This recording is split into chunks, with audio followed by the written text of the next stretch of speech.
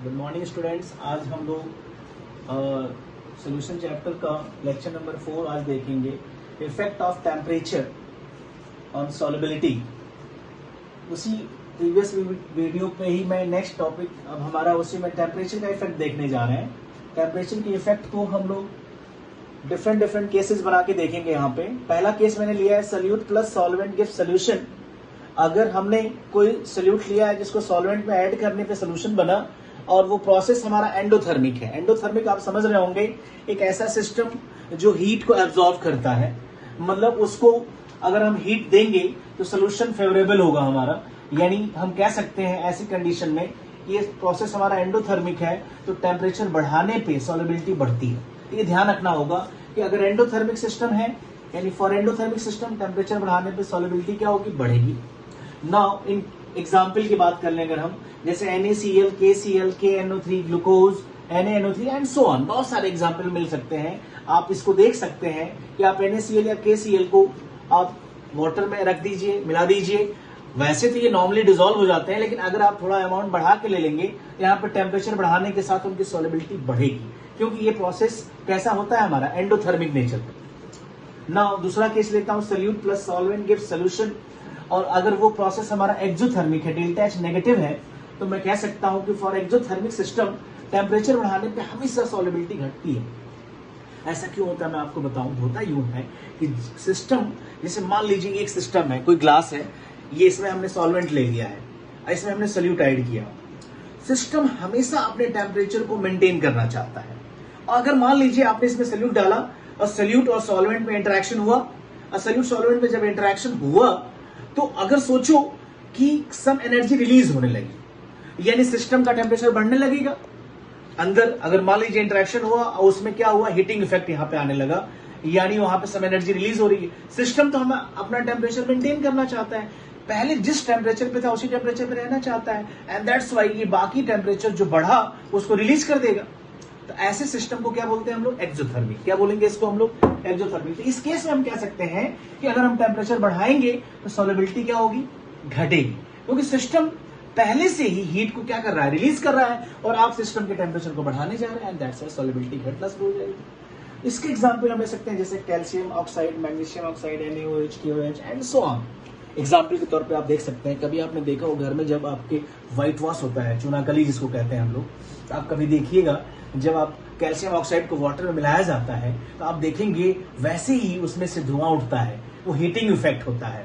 मतलब सिस्टम कैसा है हमारा, एक्सोथर्मिक। अगर आप देखे होंगे जब चूनाकली होता है घर पे आपके, तो उसको रात भर भिगो के छोड़ दिया जाता है, उसको वाटर में डाल के छोड़ दिया जाता है, वो अपने आप वो क्या होता है, वो डिसॉल्व हो रहा होता है धीरे धीरे, स्लोली। लेकिन अगर आप चाहो कि उसको जल्दी से हम डिसॉल्व कर दें, अगर आप टेम्परेचर बढ़ाओगे उसमें, तो सिस्टम क्या करेगा, क्रिस्टलाइज हो जाएगा। मतलब ये है कि टेम्परेचर बढ़ाने पे उसकी सॉल्युबिलिटी क्या हो जाएगी, कम। तो ऐसे सिस्टम जो एक्सोथर्मिक है उस केस में हम कहते हैं कि टेम्परेचर बढ़ाने पे सॉल्युबिलिटी क्या होती है, कम हो जाती है। एक स्पेशल केस यहाँ पे मैं बताऊं, कुछ ऐसे भी कंपाउंड होते हैं, in some compounds on increasing the temperature solubility first increases and then decreases. कुछ ऐसे भी कंपाउंड्स होते हैं जिनकी सॉल्युबिलिटी पहले टेम्परेचर बढ़ाओगे थोड़ी बढ़ेगी एंड देन घटना भी शुरू हो जाती है। तो ऐसे एग्जाम्पल मैंने एक लिया यहाँ पे Na2SO4.10H2O। इसको जब आप हीट करते हैं, ये इंफॉर्मेशन है, इसको आप याद रखेंगे, तो पहले तो इसकी सॉल्युबिलिटी बढ़ती है, और जो Na2SO4 को फर्दर जब आप हीट करना शुरू करोगे तो इसकी सॉल्युबिलिटी क्या होने लगती है, घटने लगती है। ये चीज मैंने आपको बताया, इफेक्ट ऑफ टेम्परेचर। इसमें 3 केस, मैं इसको ग्राफिकली भी आपको दिखाता हूं बेटा, ये बहुत ही इंपॉर्टेंट लेक्चर हो जाता है।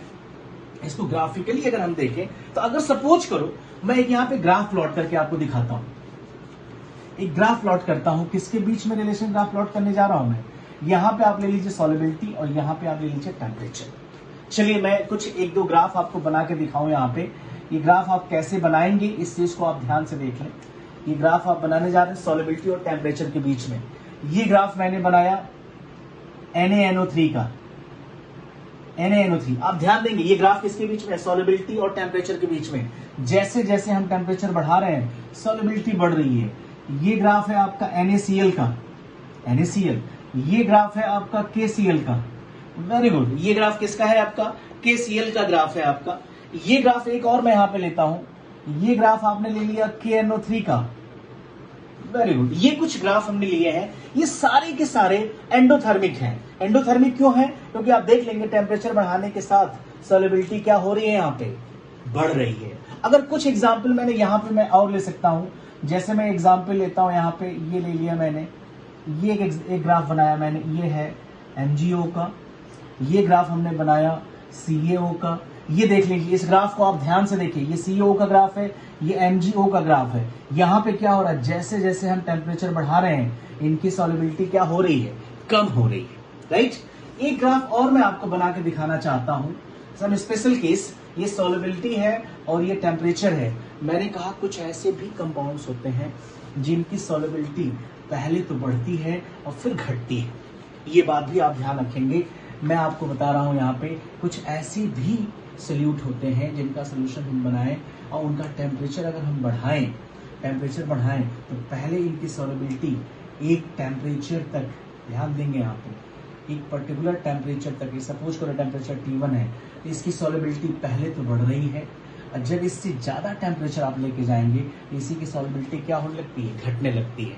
तो कुछ कंपाउंड्स ऐसे भी होते हैं जिनकी सॉल्युबिलिटी बढ़ती भी है और घट भी सकती है। एक इंपॉर्टेंट बात मैं और आपको बताऊं, किसी भी सॉलिड सब्सटेंस का जब हम सोल्यूशन बनाते हैं तो पहला हमने देखा था nature of solute and solvent, ये अफेक्ट करते हैं सॉल्युबिलिटी को।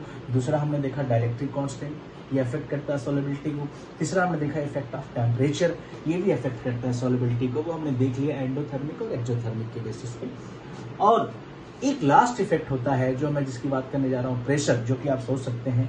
तो मैं आपको बता दूं कि सॉलिड सब्सटेंस के लिए, सॉलिड सोल्यूट के लिए, जब सॉलिड सोल्यूट को हम लोग का सोल्यूशन बनाएंगे तो उस पर प्रेशर का कोई इफेक्ट नहीं होता है।